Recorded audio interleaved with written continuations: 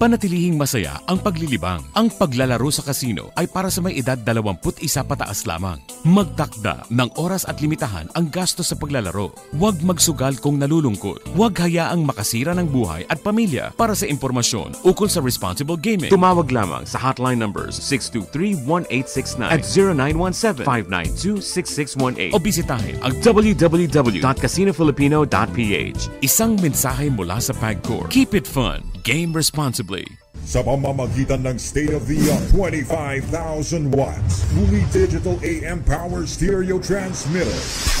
Ito ang DZME 1530, numero 1 sa paghahatid ng mga sariwang balita, impormasyon, komentaryo, aliw, musika at public service. DZME 1530, una sa kanan, ang himpilang may paninindigan.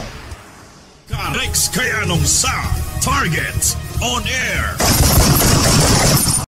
Nung last week mga kaibigan na makausap po namin si Mayor Joya Belmonte dyan sa Quezon City at napakarami pala ho nating televiewer at saka ho listener mga kaibigan, yung mga sikat at kinikilalang player ho sa larangan ho ng bilyar. Aba mantaki mo, may mga event na gaganapin dyan ho sa Quezon City at yan ho yung Shark, kumbagay Shark 9 Ball dyan ho sa QC at siguro bukas baka ho paunlakan ho tayo ng via Zoom interview kay Idol Django Bustamante.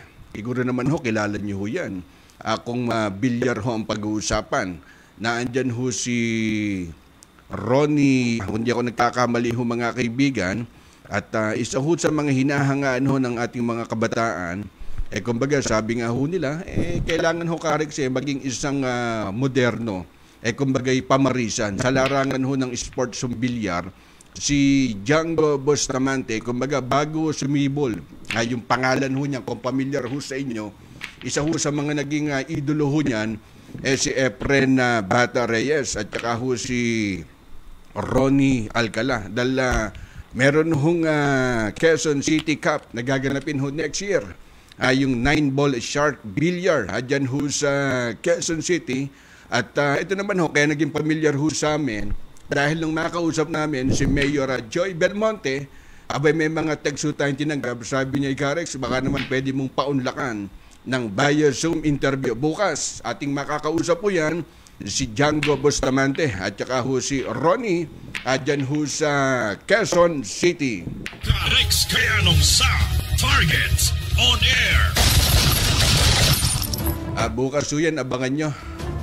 At di ba't si Efren Idol, si Bata Reyes,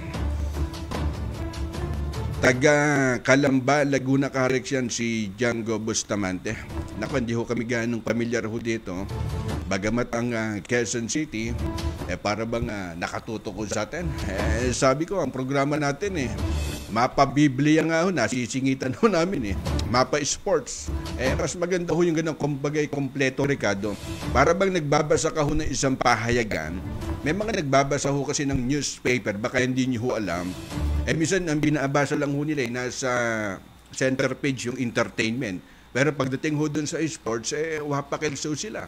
May nagbabasa naman ho dun, editorial lang.